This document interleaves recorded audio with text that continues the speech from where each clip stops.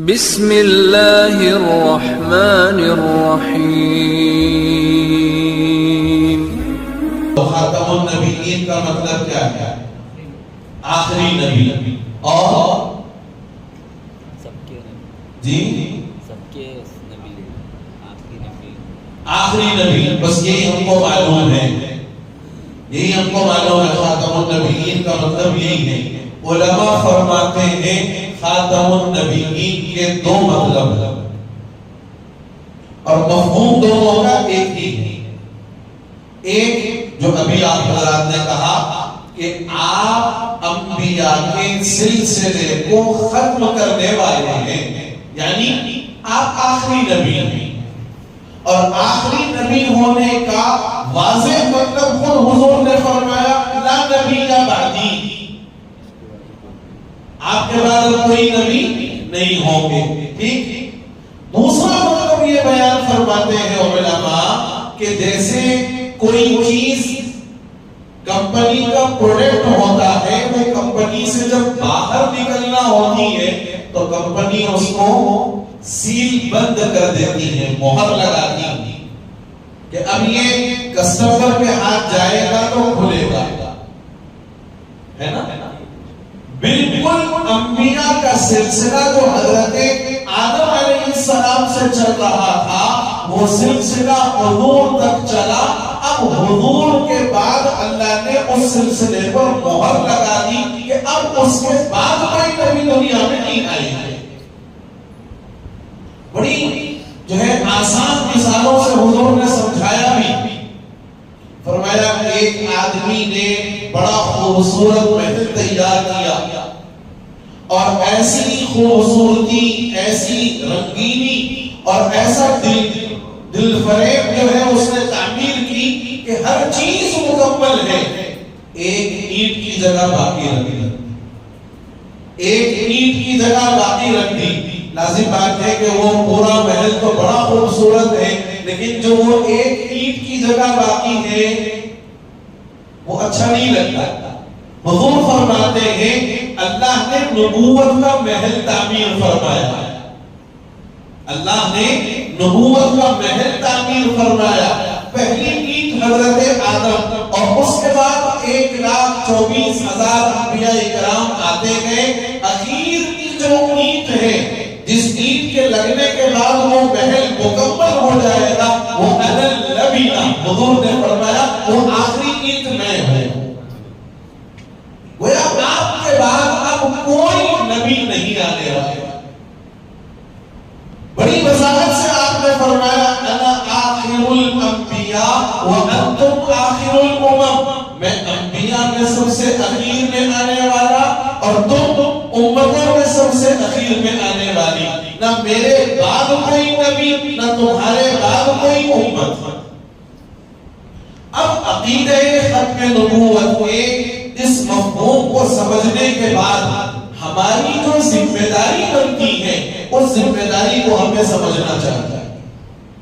ایک تو یہ کہ ہم نے اس بات کو مان لیا کہ آپ آخری نبی ہیں، آپ کے بعد کوئی نبی آنے والے نہیں ہیں، لیکن پھر حضور نے یہ پیشین کوئی بھی فرمائی سَيَكُونُ فِي أُمَّتِي 30 دَجَّالُونَ كَذَّابُونَ يَزْعَمُ كُلُّهُمْ أَنَّهُ نَبِيٌّ وَأَنَا خَاتَمُ النَّبِيِّينَ لَا نَبِيَّ بَعْدِي۔ حضور نے صاف الفاظ میں فرمایا کہ میرے اس دنیا سے جانے کے بعد 30 ایسے لوگ پیدا ہوں گے جو جھوٹے نبی ہونے کا دعویٰ کریں گے، جھوٹے نبی ہونے کا دعویٰ کریں گے۔ حضور کے دور میں بھی 2-3 لوگوں نے دعویٰ کیا تھا، اسود عنسی، مسیلمہ کذاب، سجاد بیگم، یہ عورت تھی سجاد، ان لوگوں نے دعویٰ کیا تھا نبوت کا، نعوذ باللہ۔ یہ اپنے انجام کو پہنچ گئے۔ فیروز دہلوی کے ذریعے سے اسود عنسی جو ہے جہنم رسید ہوا، اور دوسرے صحابی کے ذریعے سے مسیلمہ کذاب جو ہے وہ جہنم رسید ہوا۔ بڑا مطلب صحابہ نے حضور کی ختم نبوت کی خوب حفاظت فرمائی۔ اب ہماری یہ ذمہ ختم نبوت کی حفاظت کریں. ہم عقیدہ ختم نبوت کی حفاظت کریں. کیسے حفاظت کریں گے؟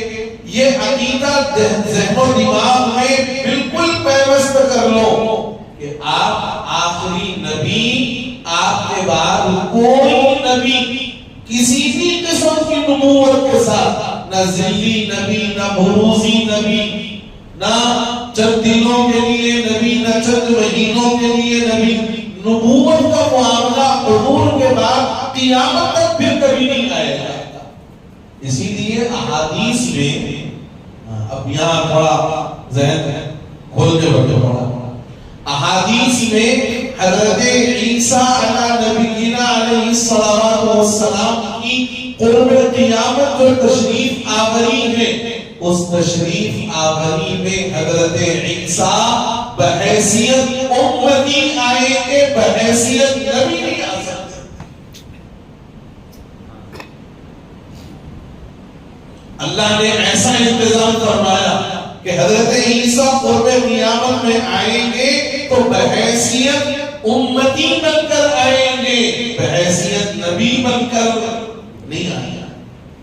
اور حضرت عیسیٰ آئیں گے تو شریعت محمدی پر عمل کریں گے، شریعت عیسوی پر عمل نہیں ہوگا.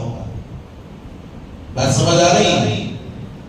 اور عقیدہ ختم نبوت کے سلسلے میں یہ بات ہمیں ذہن میں رکھنا ہے کہ آپ کے بعد صبح قیامت تک اگر کوئی نعوذ باللہ نبوت کا دعویٰ کرتا ہے یا کرتی ہے، کرتا ہے یا کرتی ہے، کرتی ہے کہ میں اس لیے کہہ رہا ہوں کہ امریکہ میں اس وقت ایک عورت جو ہے وہ نبوت کی دعوے دار ہے اس وقت. تو جو کوئی دعویٰ جھوٹی نبوت کا کرتا ہے یا کرتی ہے وہ ملعون ہے، کذاب ہے، دجال ہے، جھوٹا ہے، اپنی دنیا اور آخرت کی بربادی کا خود سامان کرنے والا. ایک تو یہ، جب ہم کسی جھوٹے نبی کے نبوت کے دعوے کو تسلیم نہیں کر سکتے تو ایسے ہی اگر کوئی آپ کے بعد مہدی ہونے کا دعویٰ کرے گا، کوئی آپ کے بعد مہدی ہونے کا دعویٰ کرے گا یا کوئی آپ کے بعد عیسیٰ ہونے کا دعویٰ کرے گا تو لازم بات ہے کہ وہ بھی جھوٹا ہے، وہ بھی دجال ہے، وہ بھی مکار ہے، وہ بھی ایمان کا لٹیرا ہے اور وہ بھی ایمان کا سوداگر ہے. ہم جیسے جھوٹی نبوت کا دعویٰ کرنے والا یا دعویٰ کرنے والی کوئی بھی ہو، ہم جیسے اس کو قبول نہیں کرتے، ایسے ہی جھوٹے مہدی ہونے کا کوئی دعوے دار ہوگا، جھوٹے عیسیٰ ہونے کا کوئی دعوے دار ہوگا، ہم صبح قیامت تک اس کو قبول نہیں کر سکتے. کیوں؟ اس لیے کہ نبی نے اس بات کی پوری صراحت فرما دی، مکمل وضاحت فرما دی کہ مہدی کون ہوں گے، کہاں پیدا ہوں گے، کہاں آئیں گے، کہاں ظاہر ہوں گے، ان کا نام، ان کے والد کا نام، ان کی والدہ کا نام، خاندان کون سا ہوگا، قبیلہ کیا ہوگا، کہاں ان کے مہدی ہونے کا ظہور ہوگا، کیا وہ اپنی زبان سے دعویٰ کریں گے یا لوگ دیکھ کر پہچانیں گے. یہ ساری باتیں، حتیٰ کہ یہ تک آپ نے فرمایا، میں نے گزشتہ بھی کہا تھا کہ آپ اپنے ظہور مہدی کے کتنے سال باحیات رہیں گے اور اس کے بعد کب آپ کا انتقال ہوگا اس کی بھی صراحت فرمائی. جب اتنی واضح ہدایات، اتنی کھلی تصریحات مہدی کے متعلق احادیث مبارکہ کے اندر بیان کر دی گئی ہیں، حضرت عیسیٰ علیہ السلام کے متعلق بڑی صاف اور واضح باتیں یہ بیان کر دی گئی ہیں کہ حضرت عیسیٰ کیسے آئیں گے. ابھی حضرت عیسیٰ کہاں ہیں؟ وہ بولو نا یار، تم لوگ ناشتہ کریں نہیں کریں؟ تین جنے سے خالی مسجد میں، ارے پوری قوم بولو دوسرے آسمان پر. کہاں ہے؟ بولو دوسرے آسمان پر ہے. قرب قیامت میں جب حضرت مہدی کا ظہور ہو جائے گا اور دجال بھی ظاہر ہو جائے گا، حضرت مہدی کا ظہور ہو جائے گا، دجال بھی ظاہر ہو جائے گا، تب حضرت عیسیٰ آسمانوں سے دو فرشتوں کے کندھوں پر ہاتھ رکھ کر غسل کیے ہوئے کہ آپ کے بالوں سے پانی کے قطرات ٹپک رہے ہوں گے. حدیث میں اس تک کی بھی صراحت ہے، حدیث میں اس بات تک کی صراحت ہے کہ دونوں فرشتوں کے کندھوں پر ہاتھ رکھ کر آپ دمشق کی جامع مسجد کے سفید مینارے پر اتریں گے. فجر کی نماز کا وقت ہوگا، حضرت مہدی امامت کے لیے مصلی پر جا چکے ہوں گے.